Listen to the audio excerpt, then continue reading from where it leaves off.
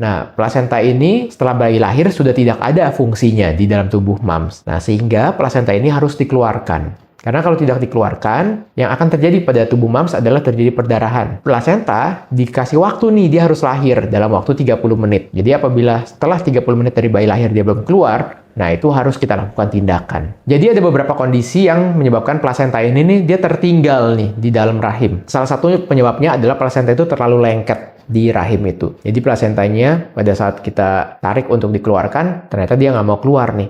Dia saking lengketnya.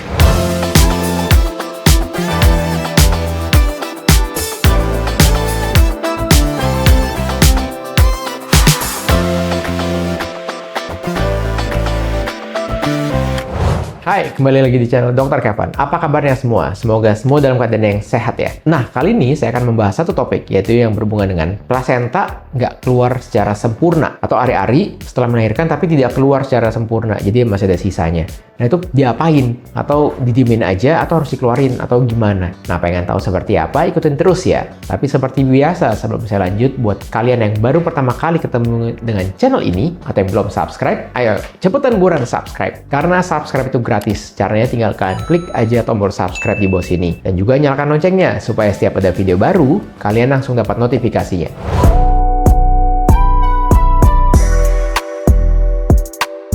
Jadi yang namanya proses persalinan itu ada 3 fase ya. Jadi ada fase 1, fase 2, dan fase 3. Fase 1 itu dari belum ada pembukaan sampai ada pembukaan lengkap. Fase 2 dari pembukaan lengkap sampai bayinya lahir. Nah, setelah bayi lahir itu masuk fase 3, di mana lahirnya plasenta. Nah, fase 3 ini penting karena plasenta itu memang harus lahir. Jadi plasenta itu orang awamnya bilang ari-ari. Jadi ari-ari ini tugasnya waktu dalam rahim, dia berfungsi untuk menyaring tuh semua zat-zat dari yang dimakan ibu, yang disalurkan ke rahim. Nah, itu disaring semua plasenta, lalu disalurkan ke bayi melalui tali pusat. Nah, plasenta ini setelah bayi lahir sudah tidak ada fungsinya di dalam tubuh mams. Nah, sehingga plasenta ini harus dikeluarkan.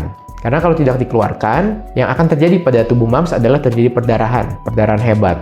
Nah, sehingga plasenta itu harus lahir. Plasenta dikasih waktu nih, dia harus lahir dalam waktu 30 menit. Jadi apabila setelah 30 menit dari bayi lahir dia belum keluar, nah itu harus kita lakukan tindakan. Nah, apabila dia keluar nih sebelum 30 menit, tetapi keluarnya itu dia nggak sempurna, nggak semuanya. Nah, itu yang kita sebut dengan adanya sisa jaringan plasenta. Sisa jaringan plasenta ini yang bisa menyebabkan perdarahan apabila tidak dikeluarkan juga. Sehingga memang harus dikeluarkan plasenta itu. Jadi ada beberapa kondisi yang menyebabkan plasenta ini nih, dia tertinggal nih di dalam rahim. Salah satu penyebabnya adalah plasenta itu terlalu lengket di rahim itu. Jadi plasentanya pada saat kita tarik untuk dikeluarkan, ternyata dia nggak mau keluar nih. Dia saking lengketnya. Plasenta melengket di rahim yang terlalu lengket ini sebetulnya jarang terjadi. Lebih sering terjadi apabila mams sudah pernah mengalami operasi rahim sebelumnya. Jadi plasenta itu lengket di daerah yang pernah terjadi operasi. Dan cara mengeluarkan plasenta itu sebetulnya ada 2 cara. Yang pertama adalah secara alami. Yang kedua, misalnya kita memberikan obat-obatan, misalnya obat-obat oksitosin. Nah, itu yang dinamakan manajemen aktif skala 3, di mana kita memberikan oksitosin pada saat setelah si bayi lahir. Dan apabila misalnya kita sudah memberikan obat-obatan, tapi nggak keluar, nah itu adalah ada teknik untuk mengeluarkan plasentanya secara manual. Jadi biasanya tangan penolong itu dimasukkan ke dalam rahim untuk menarik keluar si plasenta itu. Tentunya teknik-teknik tersebut harus dilakukan oleh tenaga kerja profesional dan dilakukan secara steril ya, mams.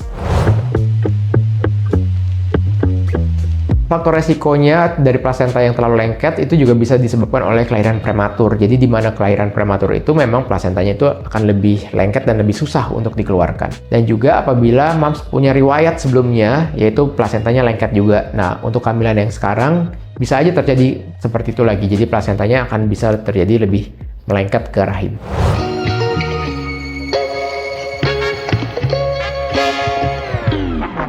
Ini adalah tanda-tanda darurat yang memang harus mams waspadai ya. Jadi pada saat mams setelah melahirkan, si bayi lahir, nah itu biasanya dikasih waktu selama rentang waktu 30 menit, itu plasenta harus lahir. Nah, apabila mams merasakan tanda darurat, misalnya seperti mams pusing, lemas, keringat dingin, nah itu adalah suatu tanda di mana terjadi perdarahan terlalu hebat. Karena apabila plasenta tidak dikeluarkan dalam waktu tertentu, nah yang akan terjadi adalah mams akan keluar darah, jadi terjadi perdarahan secara terus-menerus. Dan juga yang harus diwaspadai adalah tanda-tanda infeksi. Apabila mams terjadi demam, nah itu adalah suatu tanda di mana terjadinya infeksi.